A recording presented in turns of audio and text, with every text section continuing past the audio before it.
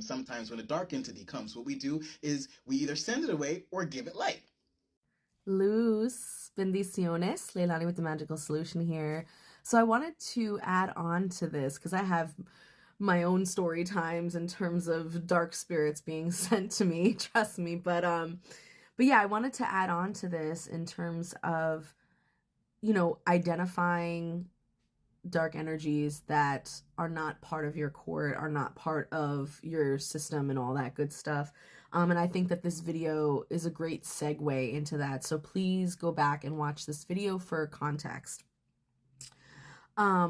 So one thing I wanted to address is the space. So speaking from spiritist, espiritismo practices, one of the main things that we teach our students is how to cultivate space, how to create sacred space, and how to engage in spiritual hygiene practices that will maintain that space so that it is always generating light and high frequencies, right?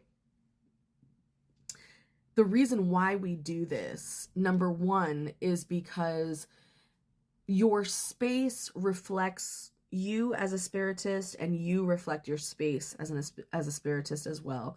And the spirits that you have in your court, the spirits that occupy your who walk with you, and the spirits whom you choose to invite into your space for elevation purposes need to also resonate with this space and be able to exist in this space.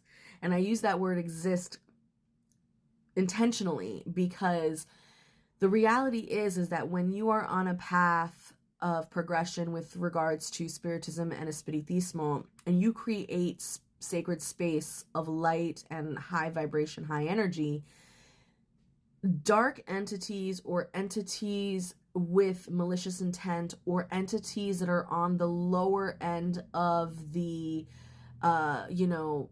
vibration spectrum, if you will, literally cannot exist in those spaces. They cannot enter those spaces. They cannot, they may be attracted by the light. They may be attracted to the frequencies that are radiating out of your space. They may desire elevation and desire to be in proximity to those really good, feel-good vibes, but they cannot exist in that space, right? And so in order for a dark entity like that, or in order for a malicious entity with lower vibrational intentions to actually enter your space, there needs to be an in. There needs to be an in. And so that in kind of goes back to a couple of videos back. I responded to a comment that was left on one of my videos, and it stems back to this idea of like attracts like. You vibe with what you vibe, right?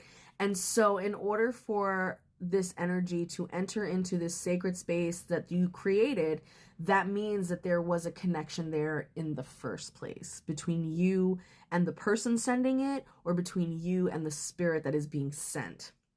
And that connection, that current, could be a lot of different things. It could be trauma that you never worked through, that is similar, that you share a similar trauma to either the spirit or the person who sent it to you.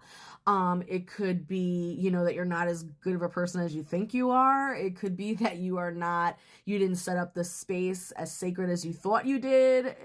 It could be that, you've been slacking off on your hygiene regimen, and the space itself just so happens to not be clean or prepared in that particular time when the spirit was sent to you. There could be an infinite number of reasons as to how that spirit got into the space in the first place. But you should always check with self first, right? Because the space is, again, an emanation and a reflection of the spiritist and of the court of the spiritist. So, I always say to my students, spiritual hygiene isn't just about your own personal little spiritual baths and things like that. It's about your space as well. So this video I thought was so good. So I'm going to show you a quick way, especially in Espiritismo types of communities, a quick way that you can identify when a spirit has entered your space that you do not want in your space. So in Puerto Rican Espiritismo, we have a fuente that is on our mesa.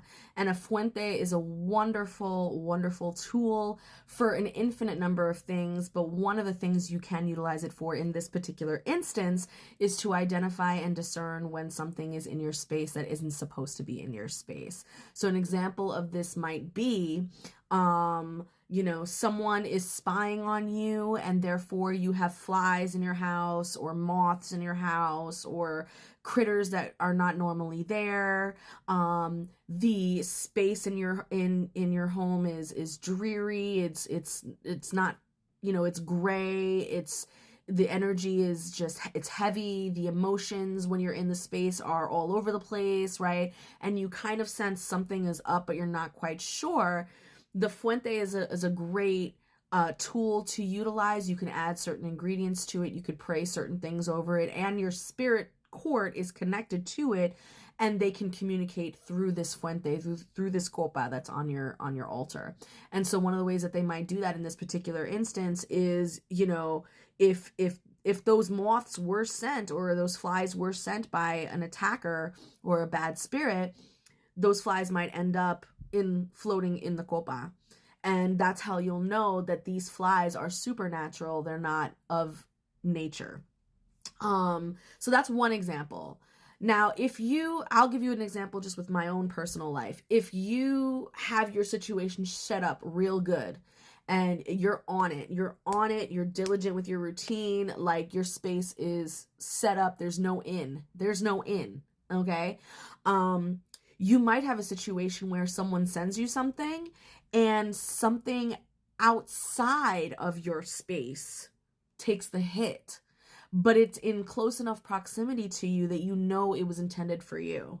But because your space was so well put together, it never got to you. So an example that I have is, and this happened like last year, someone sent something to me. I know who it was. I know what happened and everything, but they essentially sent something to try and kill me. It was a death threat, and my space has been and it was on point.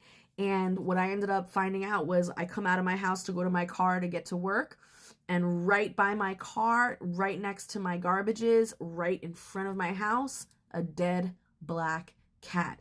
Nothing wrong with it at all. It didn't get hit by a car. It looked perfect. It looked preserved. It actually looked like it was sleeping. And so what that goes to show is like that is a supernatural thing that wasn't normal, that was not supposed to be there, and it was intended for me after I did all the work and figured out who it was and all that, right?